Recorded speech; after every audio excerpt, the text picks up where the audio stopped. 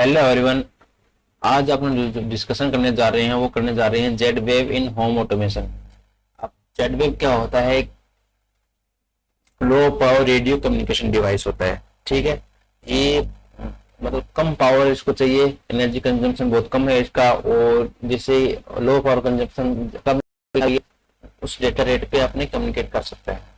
ठीक है। और ये जिगबी का एक चीपर अल्टरनेटिव है। जिगबी जो इसकी फ्रीक्वेंसी 2 गीगाहर्ट्ज तक थी, उसका ये चीपर अल्टरनेटिव है। ठीक है। और ये क्या होता है? Z wave is region specific protocol. इसका रीजन स्पेसिफिक प्रोटोकॉल का मतलब होता है कि इसकी जो फ्रीक्वेंसी होती है वो मैक्सिमम रीजन के अंदर परमिसिबल होती है। ठीक है। और जिसकी फ्रीक्वेंसी यूज आप जो अपने करते हैं वो 908.42 मेगाहर्ट्ज तक, और जो यूएसए के अंदर है, और 868.42 मेगाहर्ट्ज यूरोप के अंदर है। तो ये इस फ्रीक्वेंसी से अपने जिगबी की फ्रीक्वेंसी काफी मतलब कॉन्फ्लिक्ट नहीं होती है। ठीक है। और जो जेडवे जो कोट्स टोपोलॉजी यूज करता है, ये करता है मैश नेटवर्क टोपोलॉजी। मतलब हर नोड होता है वो एक कंट्रोलर से नेटवर्क कर सकते हैं। ठीक है। और मैक्सिमम कितने नोड सपोर्ट करता है? ये सपोर्ट करता है मैक्सिमम 232 नोड्स।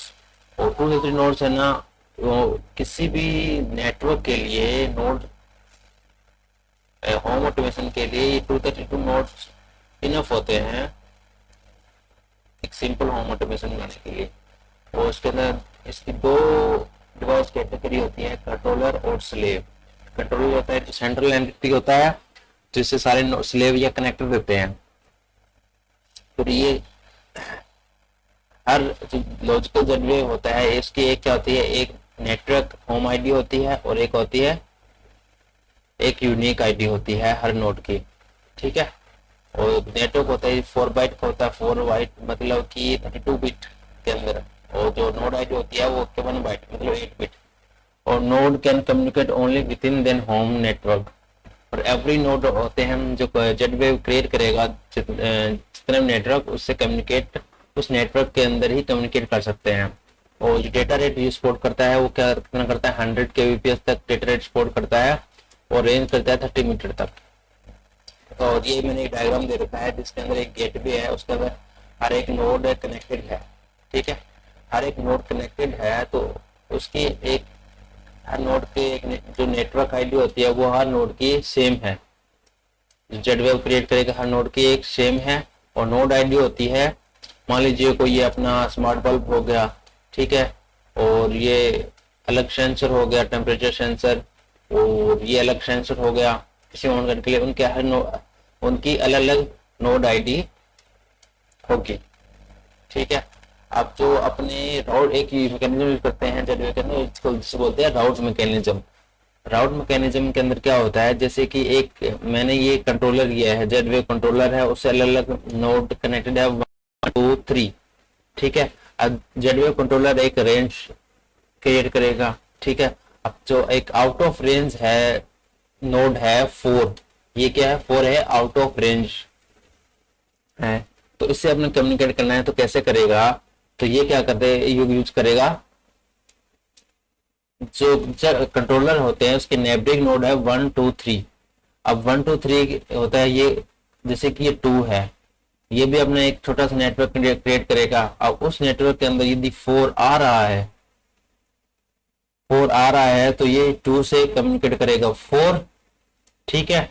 और 2 करेगा 2 जो डेटा सेंड करेगा वो जेट अपने कंट्रोलर को सेंड कर लेगा। ठीक है।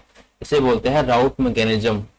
जैसे आउट ऑफ रेंज अपने को कम्युनिकेट करना है तो नोड के साथ ही कम्युनिकेट कर सकते हैं। तो ये कुछ जेड वेव के बेसिक डेफिनेशन के बारे में अपने लिस्ट किया।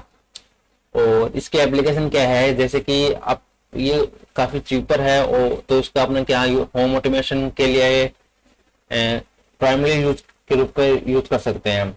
और ये स्मार्ट एनर्जी मैनेजमेंट के में भी यूज कर सकते हैं, और स्मार्ट सिक्योरिटी सर्विलेंस और वॉइस कंट्रोल एनेबल एप्लीकेशन और कंट्रोलिंग डिवाइसेस के रूप में भी अपने होम ऑटोमेशन या कुछ इंडस्ट्रियल ऑटोमेशन के रूप में भी यूज कर सकते हैं।